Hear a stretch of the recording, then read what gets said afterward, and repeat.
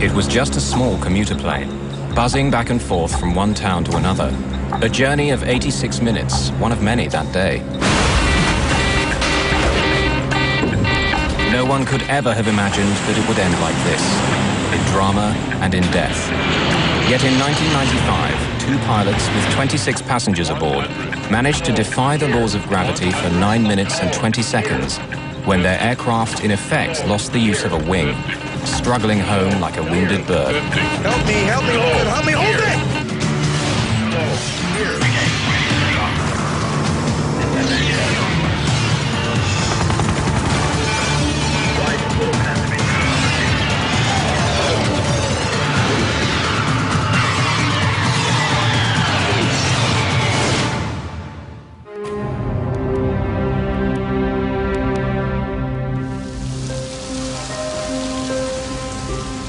Flying isn't always glamorous.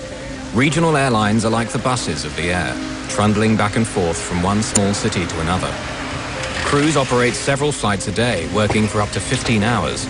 They face interminable ground delays and often surly passengers. If a flight gets cancelled, they don't get paid, but they enjoy their work. Atlanta Airport in Georgia has become one of the busiest in the world. It's the home of a very successful regional airline, Atlantic Southeast. ASA serves every town and city of the southeastern United States with a fleet of 83 turboprops. In 1995, most of them were Brasilias built by the Brazilian firm Embraer. The Brasilia is a high-performance aircraft with state-of-the-art avionics and a top speed of 378 miles per hour. Today, after 18,000 successful flights, this Brasilia will take off for the last time. Takeoff check, below the line. Okay, your lights. Captain Ed Ganaway and First Officer Matt Warmerdam have just flown in from Macon, Georgia. Turn the lights on.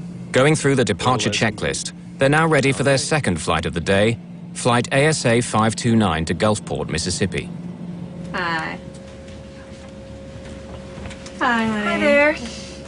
Flight attendant Robin Feck has been with ASA for just over 2 years. Hi there. Her cabin is a cramped space, only 31 feet long.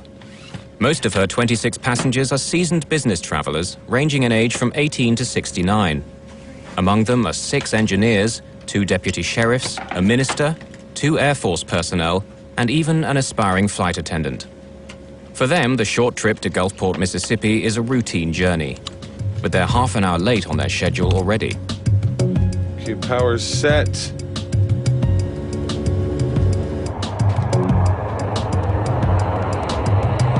Auto feathers armed. Panels clear. Captain Ed Ganaway, who's been with ASA for 7 years, comes from a family of pilots. He's a skilled and accomplished captain. V1. VR. Pause rate. Gear up. AC 529, contact departure, fly heading 060 now. We'll see you. The two men have only been flying together for 4 months, but get along well.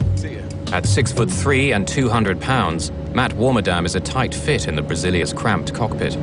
I think all pilots would agree that the Brasilia was a constant love-hate relationship. It was, at the time, the fastest, sleekest turboprop around.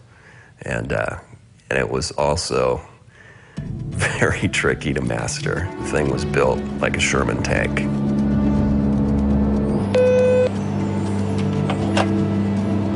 Hey, Robin? Hi. It'll just be a couple more minutes like this. It's gonna smooth out. Okay, just a couple more minutes and I'll be able to get up? Yes, ma'am. All right, thank you. See you.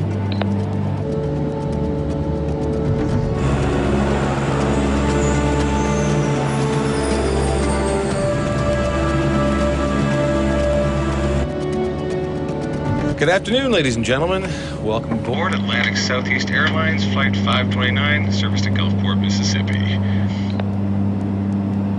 Chuck Pfisterer, a nervous flyer, works for a paper company and is on his way to visit a new mill. AC 529, climb and maintain flight level 200. 200 AC 529. 20. Brasilia, on autopilot, is climbing towards its cruising altitude of 24,000 feet. 24. 24. But the plane will never make it to this altitude. Autopilot, engine control, oil. The sound of that Autopilot, was engine tremendous. It was as if someone had taken a baseball bat and hit an aluminum garbage can as hard as they could. It was just a gigantic crashing sound. And the airplane immediately lurched to the left. Not knowing really what happened, I looked over and noticed everyone looking left out the window. What I saw was very alarming. The outer skin of the engine had been ripped off, or as I determined later, had peeled back because of some force. I could see the components of the engine itself, and I could see fluid leaving the engine and exiting the back of the wing. Autopilot, engine Warning lights and chimes go off, signaling trouble in the left engine. The autopilot trips off as a result, and Ganaway takes control of the plane. Autopilot, engine control, oil. The plane is falling 5,500 feet a minute, the equivalent of over 90 feet every second. Oil from the destroyed engine is seeping into the air conditioning pack, bringing smoke into the cabin. Autopilot, engine control, oil. Back off. Autopilot, We've got the left engine out. oil. Left power lever. Autopilot, Flight idle. oil. Unaware that the left engine is destroyed, the pilot tries to adjust its propeller to improve the plane's lift. Oil. Left condition lever. Autopilot. Left condition lever. Feather. Warmadam attempts to feather the propeller, which means changing the angle of the blades in order to minimize air resistance. Autopilot. The warning light indicates fire in the left engine. Left condition lever. Fuel shut off. No matter what Ganaway does, the plane is still pulling violently to the left. He struggles to counteract it by pushing hard to the right, using both rudder and control column. I need some help here. Autopilot. I need some help on this. Oil. The force of the crippled wing pulling to the left is relentless. Without the efforts of the pilots to keep the plane stable, it would roll into a spin and spiral down into the ground, killing everyone on board. The engine has turned into a mass of misshapen, twisted metal, fatally weakening the wing's aerodynamic capabilities and dragging it down. Autopilot. The plane wants to keep turning left. The pilots must push hard right on the rudder to the limit to keep them flying straight. Engine control. Captain Ganaway is confused. Feathering the propeller has not reduced the drag. He's so preoccupied with handling the emergency, he hasn't looked over his shoulder at the damaged engine yet. Oil. You said it's feathered? Autopilot. Engine It's feathered. oil. What the hell is wrong with this thing? I don't know. Oil. For now, the pilots are focused on the plane's vital statistics: heading, altitude, speed, and the power setting of its one good engine.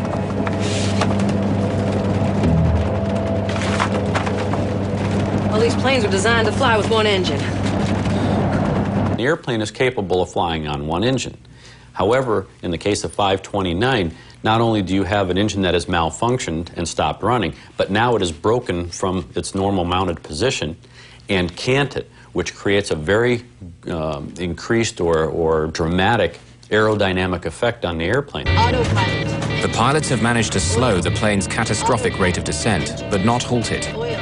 In fact, the airspeed has actually increased to 224 miles per hour. Help me hold Captain Ganaway is puzzled. He's flown a Brasilia on one engine before and landed it without difficulty. This plane has something very wrong. Atlanta Center. AC 529 declaring an emergency.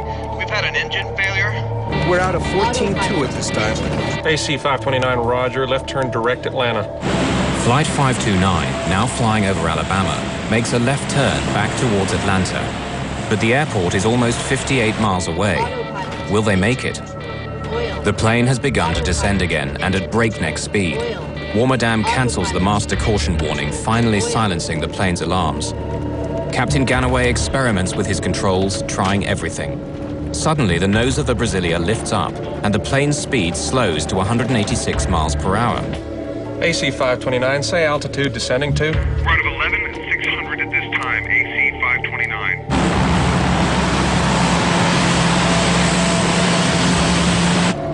It's getting more controllable here. The engine. Let's watch our speed. For the first time since the crisis began, the pilots can now turn their attention to the passengers. Trim completely here. I'm gonna tell Rob what's going on. Hi. Okay, we had an engine failure, Robin. We declared an emergency. We're diverting back to Atlanta. Go ahead and brief the passengers. This will be an emergency landing back in. All right, thank you. Feck hasn't told the pilots what she's seen of the destroyed engine. She assumes they already know. AC-529, can you level off or do you need to keep descending? The plane is descending again at about 3,000 feet a minute. Ganaway suddenly realizes they won't make it to Atlanta. We're gonna need to keep descending. We need an airport quick. Okay, we're gonna need to keep Descending. We need an airport quick. roll the trucks and everything out for us. AC-529, West Georgia. The regional airport is at your 10 o'clock position and about 10 miles away. But the air traffic controller, too preoccupied with handling the crisis aboard Flight 529, fails to notify emergency services. Flight 529 makes another wide left turn that brings it on course to land at West Georgia Regional Airport. Let's get out the engine failure checklist, please. Engine failure in flight. But they don't get a chance to diagnose their problem. AC-529, say heading. Turning to about 310 right now. AC-529, Roger, you need to be on a 030 for West Georgia Regional, sir. Roger, we'll probably turn right. We're having difficulty controlling right now. Let me see your brace positions. Brace position. Good. Good. Ma'am, Will you accept responsibility for opening the door when the plane stopped? no, okay.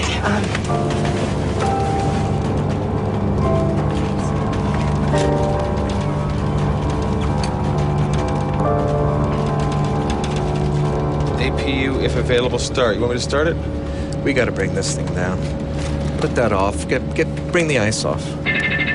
Caution. Caution. AC-529, say your altitude now, sir. Out of 7,000, AC-529. Trim, fail. Trim, fail. Oh, good start. AC-529, I missed that, I'm sorry. We're at a 6.9 right now. AC-529. Okay, it's up and running, Ed. All right, go ahead. Caution. AC-529, West Georgia Regional is your closest airport. What kind of runway they got? Yeah, what kind of runways? West Georgia Regional got? West Georgia Regional is... It's 5,000 feet. And is asphalt, sir. Okay, now I want you to remove any pens or sharp objects from your pockets. I want you to take off your glasses and pour any drinks into the pocket of the seat in front of you. Most folks on that flight were business folks that flew real frequent. So, there was no screaming or panicking of any sort. Based on the fact that I was going to die, I dealt with it in the best way that I could, which was just to try to absorb it, accept it, and deal with it. Come on, practice. Take your seatbelt off and on, okay? That's it. Okay, if there's smoke and the door in front of us is blocked, you gotta get down on your hands and knees and crawl to the back, okay? So count the rows. We gotta get out of the 5th row.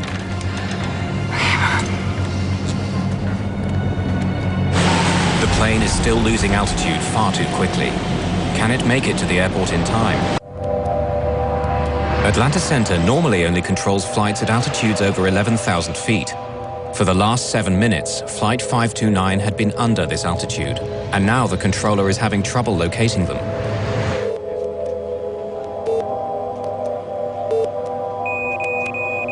AC-529, I've lost your transponder. Say altitude. We're at a 4.5 at this time. AC-529, I've got you now, and the airport's at your... Say you're heading now, sir? We are heading 080. Roger. You need about 10 degrees left. West Georgia Regional Airport is only 8 miles away, beneath the clouds. 2 minutes flying time, but they're not sure they can keep airborne that long. I'll tell you what, let me Put you on approach. He works that airport, and we'll be able to give you more information. Contact Atlanta Approach at 12.0. Atlanta Approach Air Traffic Control. It monitors planes within a much smaller airspace, including West Georgia Regional Airport. The Brasilia, now at 3,400 feet, has slowed its descent to 1,800 feet per minute, but that's still too fast. They won't make it to the airport. 7 minutes have passed. For the first time, Captain Ganaway manages to catch a glimpse of the left engine. The engine's exploded. It's just hanging out there. This was something his instruments hadn't told him. It's no simple engine failure. The engine is just dangling off the wing. He knows he could land a Brasilia with a failed engine, but not when it's torn apart. This is something his training hasn't prepared him for. He wishes he could see through the clouds. Atlanta approach, AC 529. AC 529. Atlanta approach here. Yes, sir, we're with you, declaring an emergency. AC 529, roger. Expect localizer runway 34 approach. And could you fly heading 180? 160. Localizer frequency. The controller's flight path will take the Brasilia several miles south before landing. Ganaway knows he doesn't have the extra minutes that this will take. We can get it in on a visual. Just give us the vectors. We'll go the visual. He asks for directions to take the plane straight in using the shortest possible route.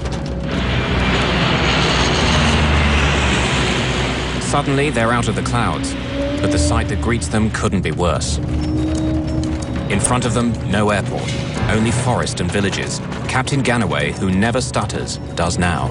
Single engine checklist, please. Where the hell is it?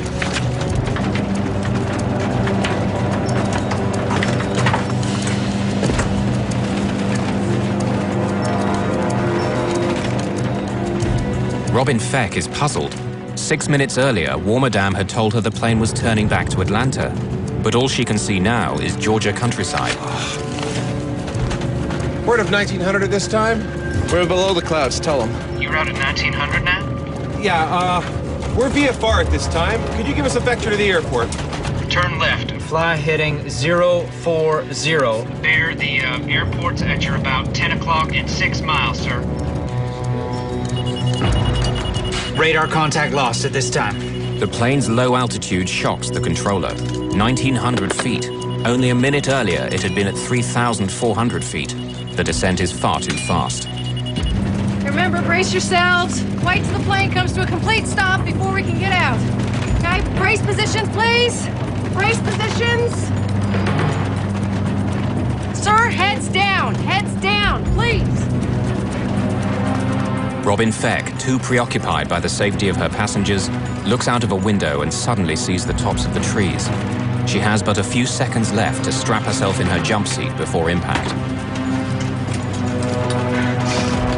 Brace positions. Keep your heads down, everyone. Hold on, this is gonna be rough.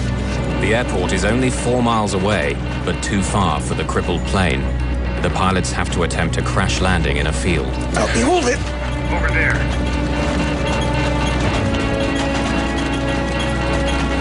Help me hold it, help me hold it.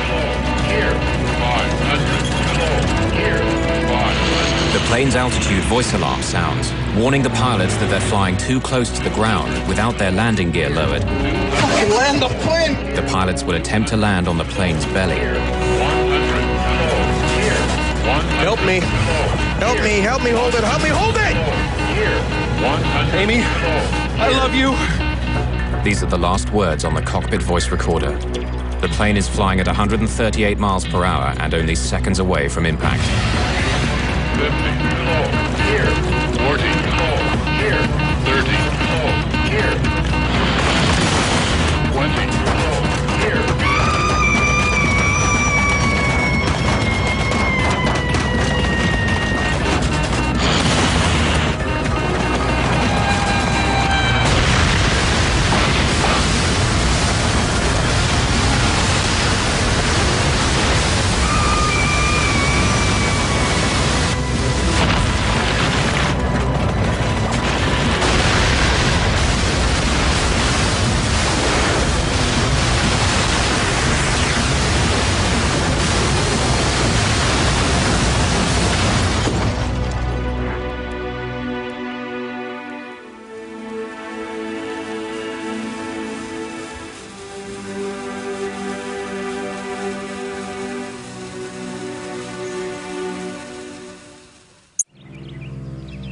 The plane had landed in a small field in Burwell, a sleepy farming community near Carrollton, Georgia, where nothing major ever happens. Many neighbors witnessed the plane coming down. Bill Jetters and his wife lived in this house at the end of this field, angled directly in the plane's path. My wife was sitting at the kitchen table reading, and she said, "Bill, we better get out of here because the plane's going to hit the house." So about that time it started stopping. I said, "Well, you call 911 and I'm going to see if I can help at the plane." Emergency? Yes, we have a plane crashed in our backyard. A plane crashed? Yes, somebody out here currently. 8 minutes had passed since First Officer Warmerdam had declared an emergency and asked Atlanta Center for rescue vehicles to be alerted. But the controller hadn't passed on the message. Minutes would make the difference now between life and death. The local emergency services responded quickly, but were still many miles away.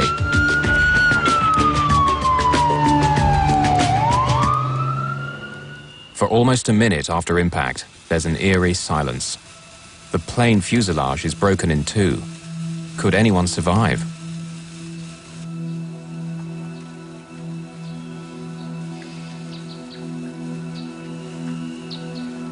As the dust settles, all 29 people on board are miraculously alive, with only a handful seriously injured by the impact.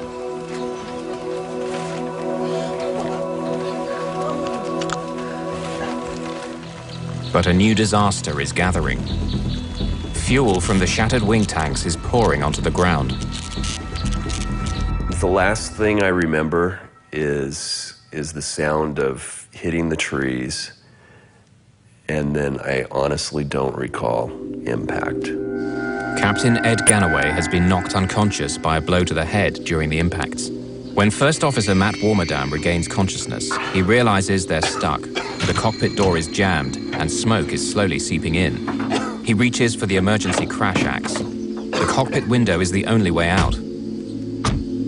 The next immediate thought I had was, now we're going to blow up.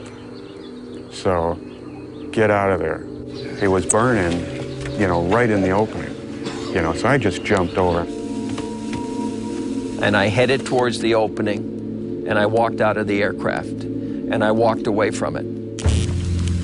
The sparks ignite the fuel vapors, creating a blazing fire. Within seconds, the fire spreads to the fuselage. In the rear section of the plane, the passengers are now trapped by flames burning at 1800 degrees centigrade. They can hear screams from the field outside, where some passengers are already suffering from terrible burns. To escape, they too have to run through the fire, not fall in it, hoping for the best. I turned back and I looked at the aircraft, and what I saw was that the opening that I had come through was basically fully engulfed in flames, and that the people that were exiting the aircraft were all on fire. Some of them would, roll in the grass to try and put the fire out, and sometimes that made it worse because there was spilt fuel, and then they would get even more ignited. And the whole situation got uglier and uglier in the sense that you would all of a sudden see people with their clothing burned off. You would see people with red skin that you could see was burnt. You could actually see some people whose flesh was like dropping off of their bodies or their faces. It was just a horrible situation that was taking place, and it was getting worse and worse.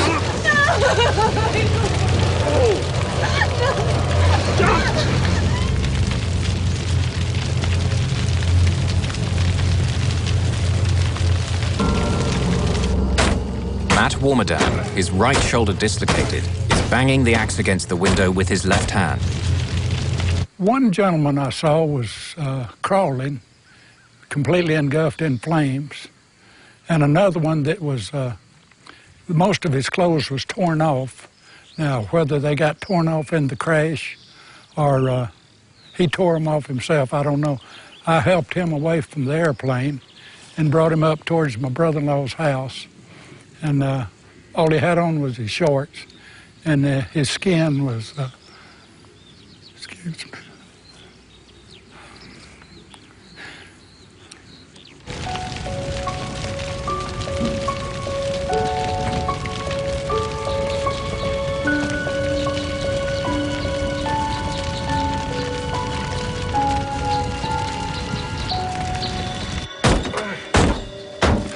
Aircraft glass is much thicker than what you would see on like an automobile windshield.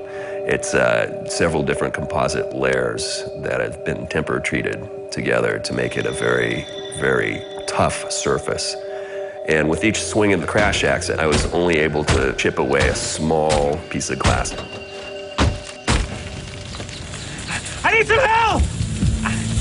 I'm looking around left and right, and there's no other fools that close, you know, at that second.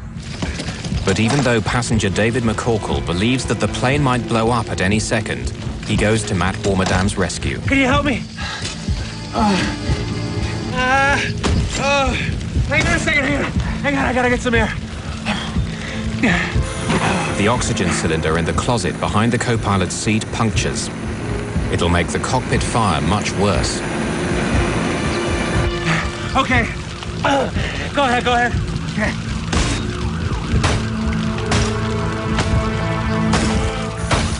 Stop a second. Let me see if I can squeeze down. Let's get you out of here. Stop pulling me. No, it's too small. Go ahead. By now, the rescue crews of the area have been notified. Firemen, police officers, paramedics, all are hurriedly on their way to the crash site. Will the fire trucks arrive in time to save Matt Warmerdam before the cockpit gets engulfed in flames? David McCorkle is exhausted trying to break the strong glass. Suddenly, a heat flame pops at him from below the cockpit. He backs off, scared for his life. You aren't gonna let me die, are you? Now more determined than ever, he bangs even harder and faster. Then suddenly, the weakened axe head flies off. It's getting hot in here! Get me out! Guy Pope, a police officer, is the first rescue worker to reach the burning plane. I was about 3 miles from here when I received the call.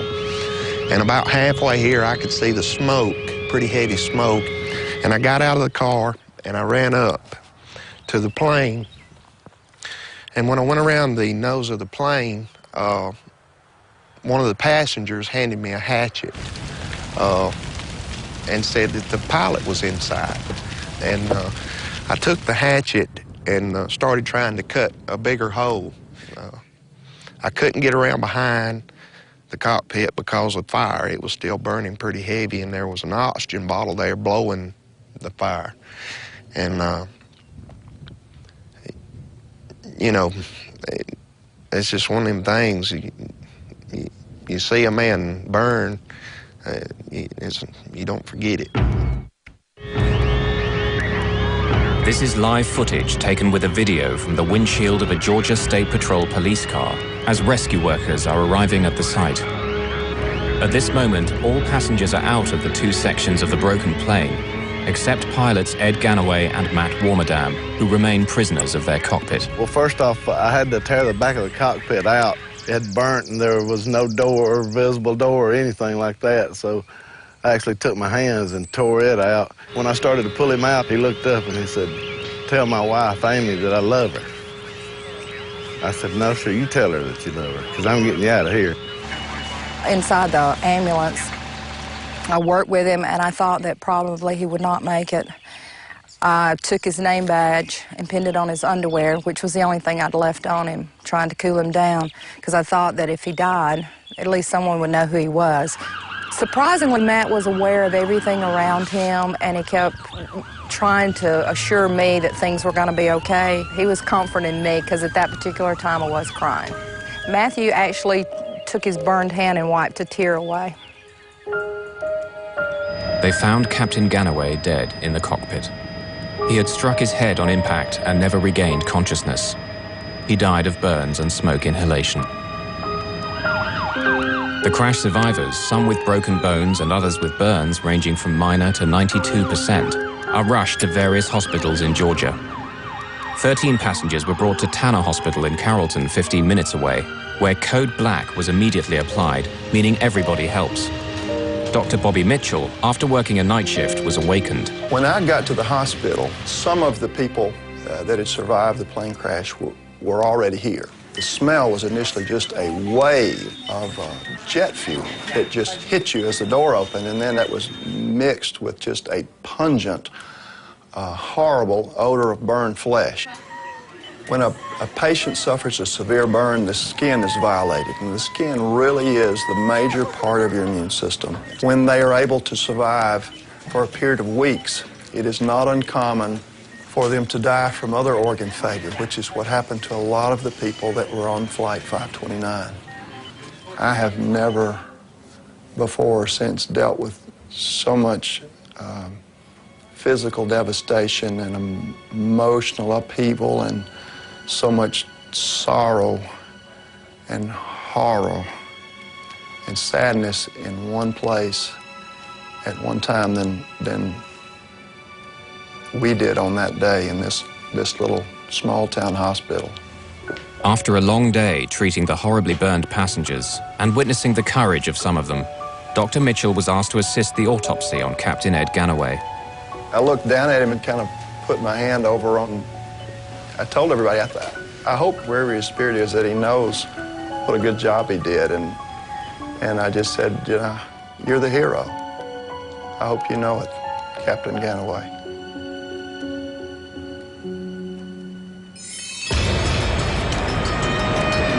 Regional airlines are a North American phenomenon.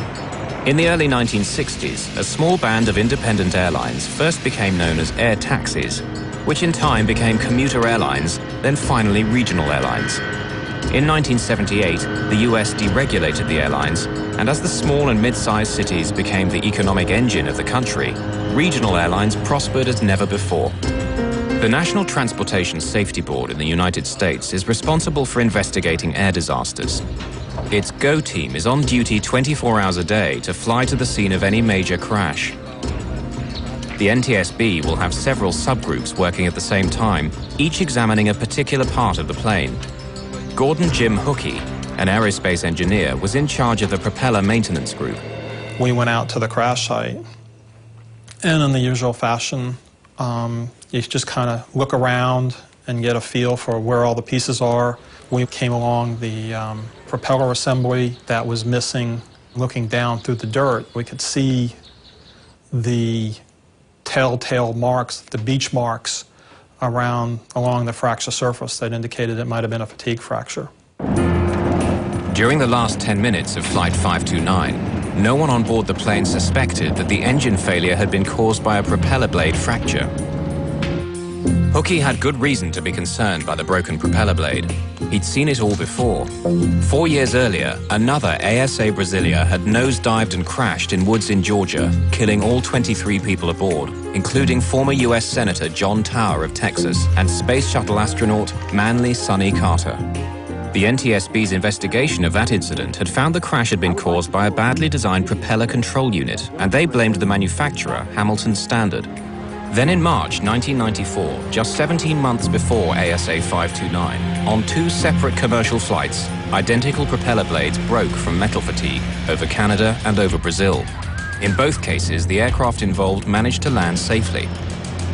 These accidents pointed to serious problems in Hamilton Standard propellers and became a major crisis for the company. Airlines were ordered by the government to carry out an inspection of all the 15,000 propeller blades in service. Investigators found that the broken propeller had been declared suspect and sent back to Hamilton Standard for inspection. When the ASA mechanics took the blade off the hub, as soon as they turned it over, we marked down the serial number. So when we went back to do the records, we could immediately go to that particular blade. Investigator Jim Hookey took the broken blade stub to Atlanta Airport. From there, it was sent to the NTSB laboratory in Washington. By next morning, blade number 861398 was being examined under a scanning microscope. Investigators found telltale deposits of chlorine, a corrosive substance known to eat into the inner walls of the propeller blade. So then the question becomes, where did the chlorine come from? In 2 of the previous propeller failures, the problem had also been traced to corrosion caused by chlorine in the inner wall of the blade. Flight 529's blade had also snapped off 13.2 inches from the hub, very similar to the 2 previous blade failures. Under the microscope, NTSB scientists saw that 2 cracks along the inner wall of the blade had joined to form a single fissure. This had grown and grown until it circled the blade, at which point it snapped under the stress of normal operation. But the NTSB scientists noted something else. On the inner surface, extending about 1.5 inches from the fracture, there was a series of sanding marks. Hookey set off to Hamilton Standard, intent on getting the maintenance records for the propellers. What had been done to the blade when it had been recalled? At the factory, Hookey examined the blade's repair reports. He noted the initials of the technician who did the work, CSB, Christopher Scott Bender. He was a young technician who worked at a Hamilton Standard propeller repair facility. Christopher Bender had watched the news of the accident on television, little realizing how he was involved in the accident. I saw the Hamilton Standard prop on it, and I was like, I hope this is not a prop failure.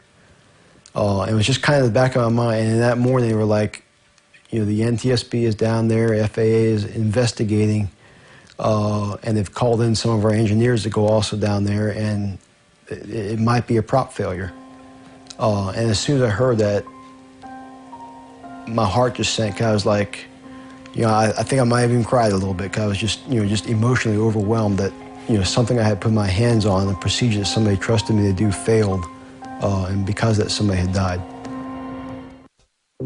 After discovering the technician who had last worked on the propeller blade that caused the crash of ASA 529, the NTSB now had to find out how the blade had passed inspection. Propeller blades are hollow. Inside, weights are inserted to balance the prop. They're kept in place by a cork soaked in chlorine. It was the chlorine that had caused the corrosion in the previous accidents. However, on this blade, Bender had been unable to detect any evidence of corrosion. He then did what he'd been told to do: polish the inside of the blade. The draft accident report we present to you today involves Atlantic Southeast Airlines Flight 529. The NTSB found that by polishing the blade, Hamilton Standard had unwittingly removed all traces of the crack, and a later, more thorough ultrasound examination couldn't detect it. The NTSB asked for more accountability for management at Hamilton Standard. And so the final report read, the fracture was caused by a fatigue crack from multiple corrosion pits that were not discovered by Hamilton Standard because of inadequate and ineffective corporate inspection and repair techniques, training, documentation, and communications. Some final questions still needed to be answered. Why had the broken propeller blade destroyed the engine? In previous incidents, the entire propeller had fallen away harmlessly. But on Flight 529, blade loss unbalanced the propeller and led to uncontrollable high-speed shaking as the engine shuddered in its mountings. This was the ominous hammering sound heard by the passengers. It literally ripped the engine open and left the useless propeller jammed against the wing. The flight crew weren't handling the engine failure as a true engine failure in that some mechanical malfunction occurred and the engine stopped running. They didn't know that the engine actually had vibrated significantly and broken from its mount and actually canted or twisted on the wing. The NTSB found that the rescue services might have arrived more quickly if controllers had heeded Matt Warmerdam's request for help on the ground, given by radio 6.5 minutes before the crash. Another key NTSB recommendation was to replace the flimsy crash axe that had failed in Warmerdam's rescue with a sturdier model. Investigators praised the crew of Flight 529 for the way they dealt with the crisis, calling their reactions reasonable and appropriate. But the board could offer little advice on the one thing that had caused all these deaths: fire. The conundrum is, how do you make a fuel burn in an engine but not ignite when it's spilled? One way to reduce the severity of post-crash fires is by utilizing less flammable fuel. In 1984, the Federal Aviation Administration and NASA decided to test a new, safer fuel by staging an accident using a remote-controlled plane. Unfortunately, it was not a conspicuous success.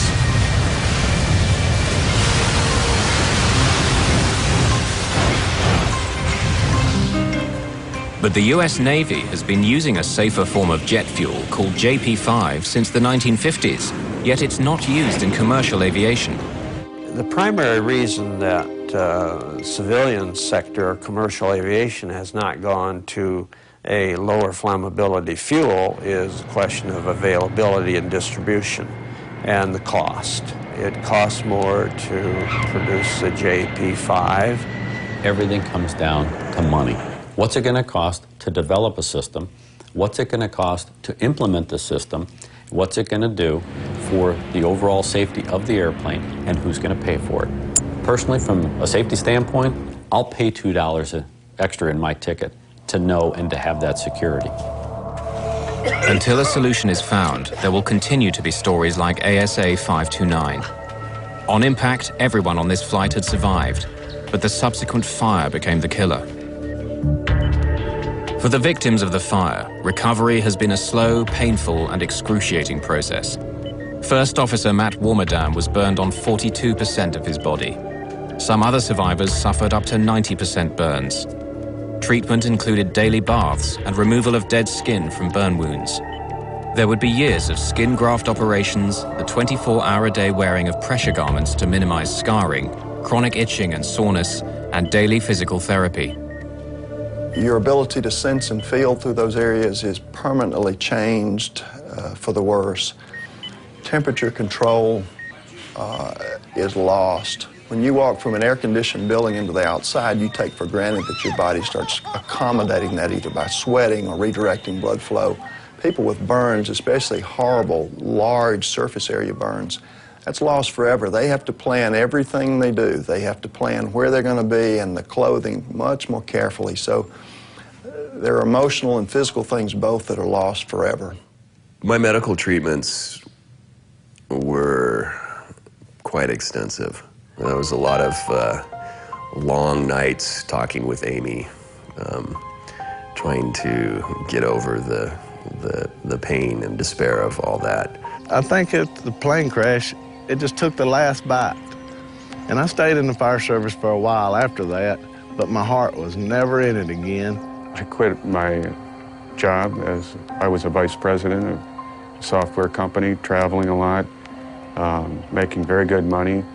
And I went to work as a buyer in Alaska. I also reconnected with my ex-wife, and we got remarried, moved down to South Carolina, and had all our kids move in with us. So, yeah, I did change my life. 1 year after the crash, the Military Fraternal Organization of Pilots bestowed its prestigious medallion on Matt Warmerdam for his part in saving the lives of his passengers. He accepted it in honor of the crew. Seeking closure on the trauma of the crash, residents built a memorial to the victims of Flight 529 behind Shiloh United Methodist Church, a short distance from the accident site in Burwell. Much has changed for the company that manufactured Flight 529's propeller. Now renamed Hamilton Sundstrand, it's part of the giant United Technologies Aerospace and Defense Group. Flight 529 was the last time that one of its propellers failed in flight. Its inspection and repair process was made more stringent, in some cases exceeding FAA requirements. Since the 3 blade failures, there have been none whatsoever. Of the 29 people aboard ASA Flight 529, only 8 escaped with minor injuries. Of the 21 others who received major injuries and burns, 10 subsequently died. Flight attendant Robin Feck declined to be interviewed for this film. Still suffering from the pain and anguish of that terrible day, she's never worked as a flight attendant again. The best thing I ever could have done for myself was that day 2 years ago when I'd finished training and took the controls of a ASA plane and flew again. I stubbornly recaptured my dream. And now that I'm doing it again, it's just been a joy. It's what I do. It's what I love. It's what I always wanted to do with my life, and I'm doing it again. It was the tragedy felt round the world. In a premiere event, the true story is finally made public. How could the world's fastest passenger plane simply fall from the sky? What the investigation uncovers will leave you speechless. 7 reveals what really happened in the disaster that ended a dream. Concorde, a premiere special air crash investigation next Wednesday, 7:30.